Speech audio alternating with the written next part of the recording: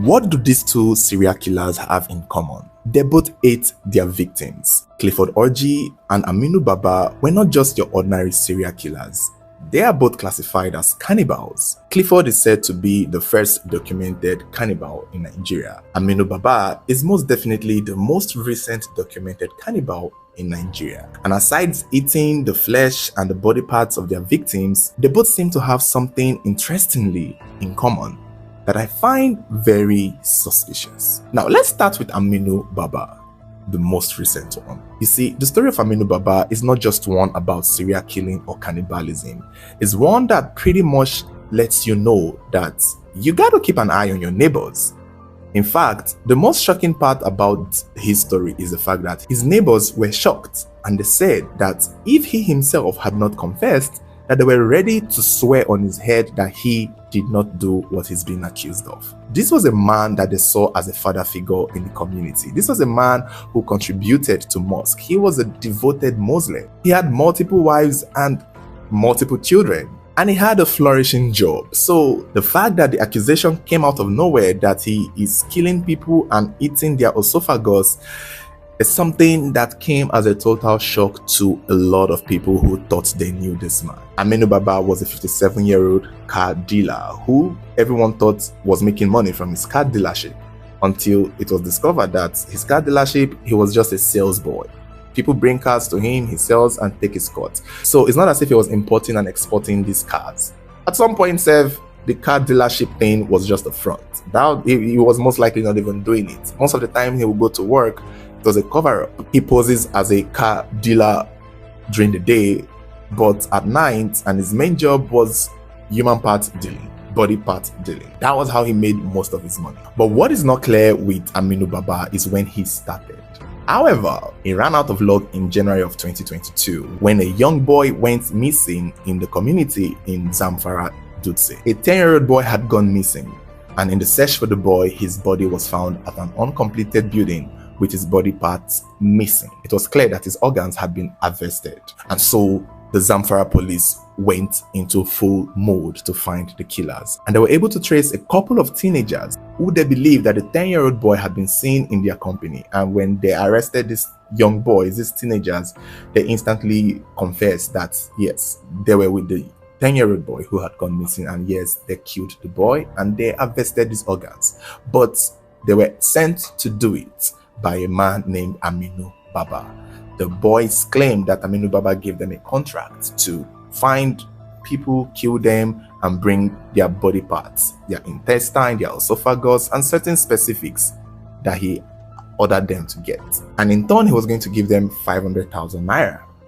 This was how much Aminu Baba was paying these young teenagers to go and kill and bring body parts to him. 500,000 naira, which would make you wonder, where is he himself getting the money from? It's definitely not from his car dealership, not from those by car that he's selling. That was not it. So eventually all eyes fell on Aminu Baba, and instantly they went after him. By the time the police went to him, they went undercover. They were not wearing uniforms and they were trying to talk to him, but he was quick to notice that something was off, and he ran into his house, tried to hide in the ceiling, but eventually he was dragged out because they begged him to follow them to the police station.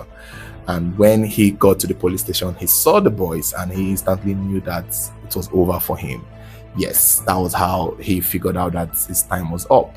And that was how he made his confession and admitted to enjoying the esophagus of a human being. And that was his favorite part of the human meat, the esophagus. It also came out that when he did kill victims himself, he would eat the part of their body that interested him, but then he sold other parts to people who were interested. And I think this is a part of the story that never comes to light. Aminu Baba never named the names of the people he sold the other body parts to that he never used. It never came up, and that is a very shocking part of the story. That is why I'm like, you're already going to prison, why not just name the people you sold these body parts to? Apparently that's, unless it came out and it was never reported, but we never got to hear the names of the people he sold other body parts to. However, there were rumors that it would have been politicians who would have purchased skulls, hands, or legs from him, and those people would pay huge amount of money, which is clear that that was how he made his living.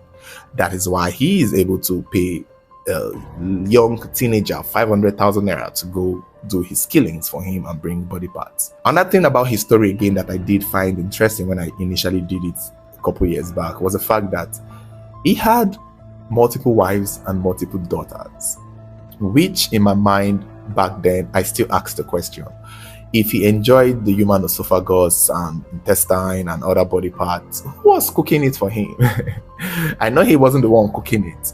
Is there a chance that he ever just came home one day and dropped it like a bowl of meat he brought from the market, and his wife or older daughters would have cooked it for him, not realizing that they are cooking a human body parts? Aminu Baba was such a weird cannibal. However, though, his story is not so different from Clifford Orji, except Clifford Orji had a flair to it, but they both had something in common, which was the association with politicians. Now, when it comes to Clifford Orji's story, which by the way we've done already in our YouTube, Clifford Orji's own was a different time. This was in the 90s, the late 90s. It's also unclear how long he has been doing it, but Clifford Orji was spotted to be a madman who was living under a flyover at Isolo around Oshodi area. People who saw him assumed he was a madman, but he wasn't a madman, as it turned out to be. He was just somebody posing as a madman. However, what is shocking about the Clifford Orji story is that there were people who knew that he wasn't a madman. There were people who knew that he was some kind of a native doctor, some kind of a spiritualist. And that was what was very interesting about it. Every other person thought this was just a madman who would come up, chase people, and people would run, and then they will move on about their day. Until one day in February of 1999, in the early hours of the morning, when some people had closed from a night vigil church, and they were trying to go home, but there wasn't enough taxi, so they were just walking and trekking. And this particular guy who was passing over the flyover started hearing a woman cry, sing. The voice was so sharp and distinct that the young man is like, who is singing? Who is somebody singing from below the flyover? And the thing is, he knows that flyover, and he knows that there's a group of homeless, mad-looking people there.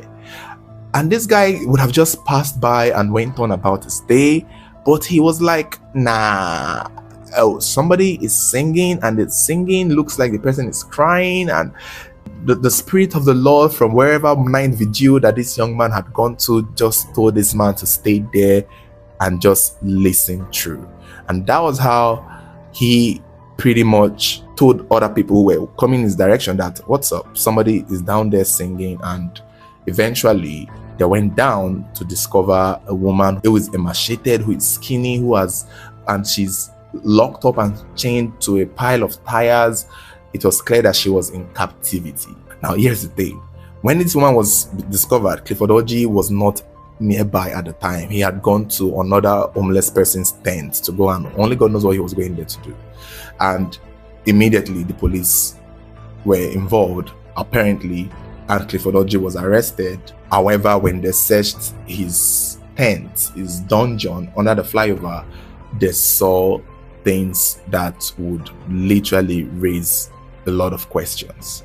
They saw body parts, they saw skulls, they saw decayed arms and legs. There were claims that there were shallow graves around that area that indicated that people had been buried, and when the bodies were exhumed, a lot of the skeletal remains did not have skull attached to them, which was surprising, because if you're going to bury a human being, where is the head? And I guess that gave the indication that the heads and some body parts of most of Clifford Orji's victims had been sold.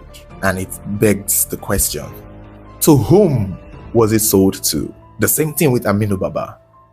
If you are selling other body parts and eating the esophagus, who did you sell those body parts to? Now, Clifford Orji also ate his victims, just so we're clear. That was what he fed up on. And when he ate the part he needed, he sold the rest. To who still? You see, the claims became that he sold them to basically politicians. And how they knew this was because while still searching his dungeon, his tent, They saw a handset, a mobile phone, which by the time in 1999, only rich people had it. Only Obasanjo would have had it. You got to be very wealthy to have a mobile phone, a handset. They saw a check for 80,000 naira. I don't know what to tell you, but 80,000 naira in 1999, a check even was big. Although if they saw a check though, I'm not sure how the check was written back then. If they saw a check, a name should be attached to the check. So what name was attached to the check? That would have given them a clue as to who the person was, but maybe they couldn't just identify who the person was. So this discovery in his tent pretty much gave the police officers the idea that this man must have been getting sponsors from politicians, that the ones who were paying him and getting the human head. And that became the order of the day. More stories started coming out that most people usually go there to seek his spiritual help.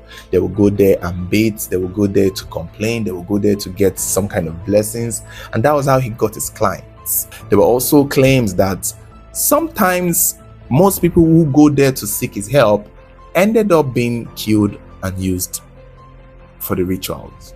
They ended up being eaten by him. And that's the thing with Clifford Orji. The way his story is painted is you would never know what you're going in for.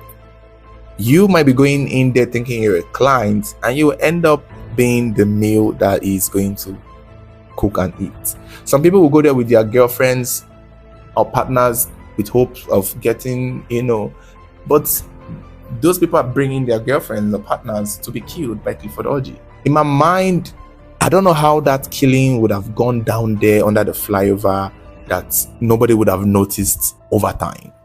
I don't know what it looked like back then in 1999, but maybe people were just busy focusing on other things. And maybe he had a very good cover. But at the end of the day, when it comes to these two cannibals, Aminu Baba and Clifford Orji seem to be working with certain politicians who they sold body parts to. And I never understood why it never came up as to who these people would have been. Clifford Orji, when he was arrested, continued playing mad and continued playing psycho. And I think that was how he got away with it. And maybe even if he wants to name names, he will need more than just naming names. There's also a chance that he probably himself did not even know the names of the people who were coming to meet him, because I don't think these people will come with their real names. So that would have been another problem.